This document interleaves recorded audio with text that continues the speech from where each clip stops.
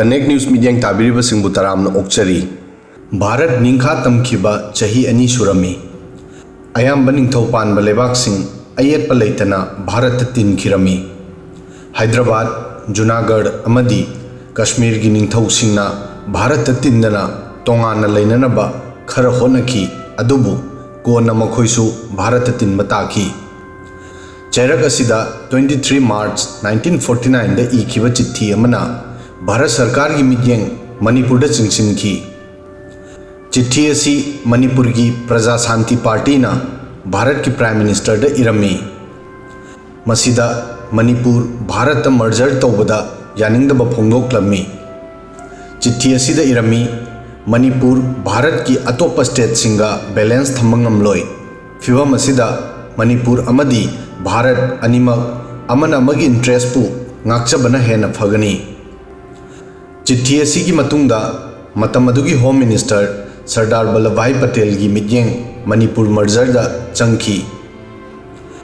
था तरुक की मतुंग 21 सितंबर 1949 दा मणिपुर की निंथौ बोधचंद्रना यानिंगदा भारत का लोइनना एग्रीमेंट ता साइन तौबा ताखी थौदो असी थोखिबा चही 100 मपुंग फाखरे वीडियो असिदा मणिपुर भारत नमदुना तिलहनखिबगी वरी खंगनजगे भारत सरकार न मतम अदुगी असम की गवर्नर श्री प्रकाश पु मणिपुर दा मियंग थमननबा दायित्व पिरमी महांगना होम मिनिस्ट्री की सेक्रेटरी वी.के. मेनन मणिपुर का मरी लेनबा इन्फॉर्मेशन सिंह ताकलमी मेनन की खुथांगदा इन्फॉर्मेशन सिंह असी सरदार पटेल फाव योरमी श्री प्रकाश की एडवाइजर नारी रुस्तमना महाकी लाइरिक imperilled frontiers India's north eastern borderland वाफम सिंह असी पलमी श्री प्रकाशना मेनन ताकलमी मदुदी मणिपुर की लीडर सिंह भारत मर्जर तौबगी मायोक्ता प्रोटेस्ट कनखलगली मेनन महाकु खुदक्ता बॉम्बे चत्तुना सरदार पटेल गा थेंगननबा पौताक पिरमी असम की गवर्नर श्री प्रकाश महाकी एडवाइजर नारी रुस्तम लोइनना सरदार पटेल उन्ननबा बॉम्बे थुंगलखी मतम अदुदा सरदार पटेल मसांगमदबना महाकी बेडरूम दा हिप्तुना लेरमी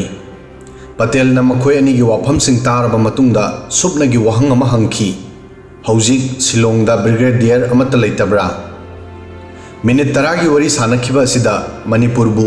आर्मी की मतेंगना थूना भारत तिलहनबा दरकार ओय हाइबा पटेलना महाकी अकनबा वहैना मयेक सेंगना इंगित पीखी बॉम्बे दगी लीडर अनि असिगी असमदा हलकपगा मणिपुर बु Bharat merger तौननबगी process हौखी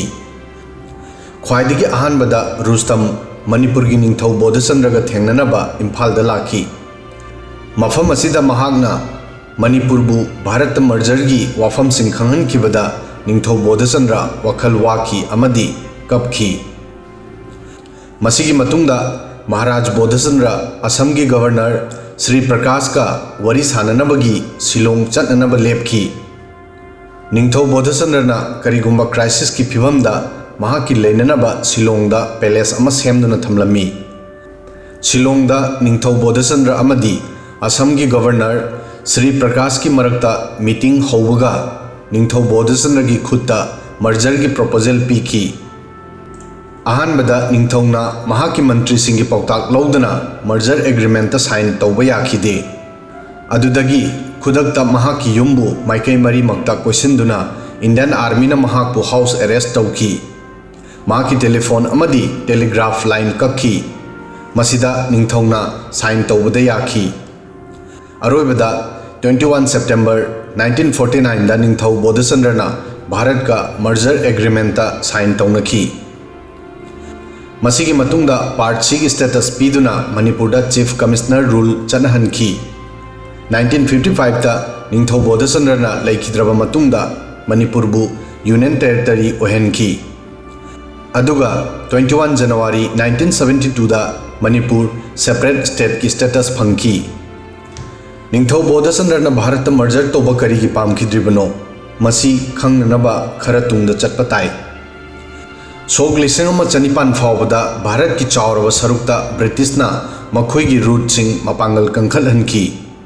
मसिगी मतुंगदा British Singh की मित्यंग नॉर्थ ईस्ट थमखी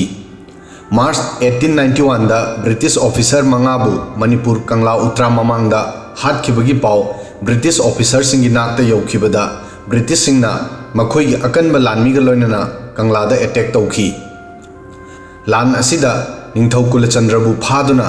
कालापानीगी दंडी पीदुना अंडमान जेल थाखी। मसिगी मतुंगदा ब्रिटिश ऑफिसर सिंगना चही मंगादा ngairiba चुराचांदा मणिपुर की निंगथौ खुबम सिनखी। ब्रिटिश सिंगना मखोई एजेंट की मतेंगना मफम असिदा शासन तौरमी। 1941 दा निंगथौ चुराचान लेखिद्रबा मतुंगदा निंगथौ बोधचंद्रना मणिपुर की निंगथौ खुबम फंखी। ब्रिटिश सरकार ने मणिपुर की सिंहासन निंगथौ बोधचंद्रदा सिनखिबा मतुंग महांगना कंगलादा यौरखिबदा महांगपु टॉप 19 की सलामी पीखी। असुमना 1947 दा भारत निंखा तमखिबदा मणिपुरना जूनागढ़ अमदी हैदराबाद कुमना भारत मर्जर तौबा याखिदे। मरमदी भारत अमदी मणिपुर की समाज का यामना चावना खेतनई। मणिपुरना भारत की सोहाना मसागी कॉन्स्टिट्यूशन चटनखी।